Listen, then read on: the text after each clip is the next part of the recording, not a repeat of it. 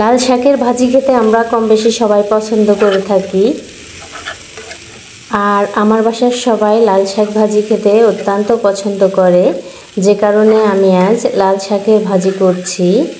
আসসালামু আলাইকুম, সবাই কেমন আছেন? আশা করি ভালো আছেন। আলহামদুলিল্লাহ আমরাও ভালো আছি।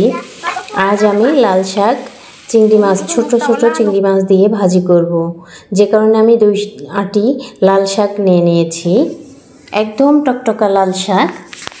তো যাই হোক, লাল শাকগুলো আমি সুন্দর করে কাটা বাছা করে পরিষ্কার করে পোকা পাতা যেগুলো থাকে, বাজে পাতা, ওগুলো সব ফেলে দিয়ে ভালো মতো ধুয়ে নিচ্ছি। আসলে লাল শাক ভাজিটা যদি ভালো হয়, ভালো হলে যে কোনো একটা তরকারি হলেই আর কিছুই লাগে না। আর লাল শাকটা তো দেখতেও অত্যন্ত মজা, মানে দেখতেও সুন্দর, আবার খেতেও অত্যন্ত মজা। আরও এক টুকরা যদি লেবু হয় তাহলে তো কথাই নেই। তো যাই হোক, লাল শাকটা আমি সুন্দর করে ধুয়ে নিয়ে পরিমাণ মতো লবণ, সামান্য একটু লবণ দিয়েছি, আর পরিমাণ মতো একটু বেশি করে কাঁচামরিচ দিয়ে দিয়েছি। সিদ্ধতে আমি আর কিছুই দিইনি। তো সিদ্ধ হয়ে গিয়েছে, দেখেন কতটুকুটা হয়ে গিয়েছে। আপনারা যদি পরিমাণে একটু বাড়াতে চান তাহলে আলু কুচি কুচি করে কেটে বা বেগুন কেটে দিতে পারেন। আর আমি শাকটা বাঘার দেওয়ার জন্য আরেকটা ফ্রাই প্যান বসিয়ে দিয়েছি চুলাতে। পরিমাণ মতো সয়াবিন তেল দিয়ে আমি পেঁয়াজ কুচি আর পরিমাণে একটু বেশি রসুন কুচি দিয়েছি। রসুন কুচিটা একটু বেশি হলে শাকটা খেতে বেশি মজা লাগে।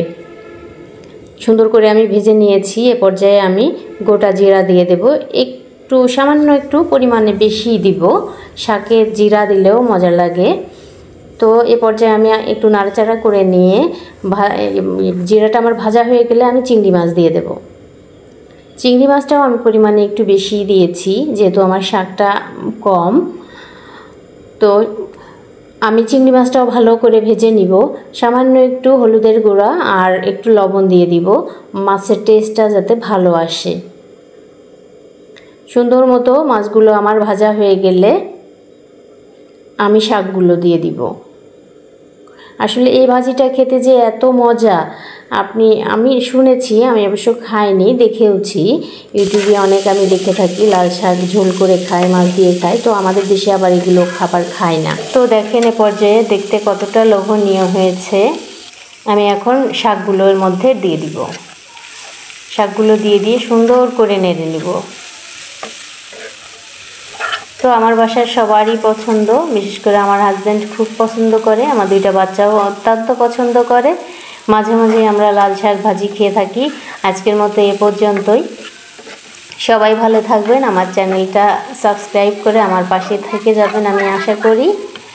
আসসালামু আলাইকুম, আল্লাহ হাফেজ।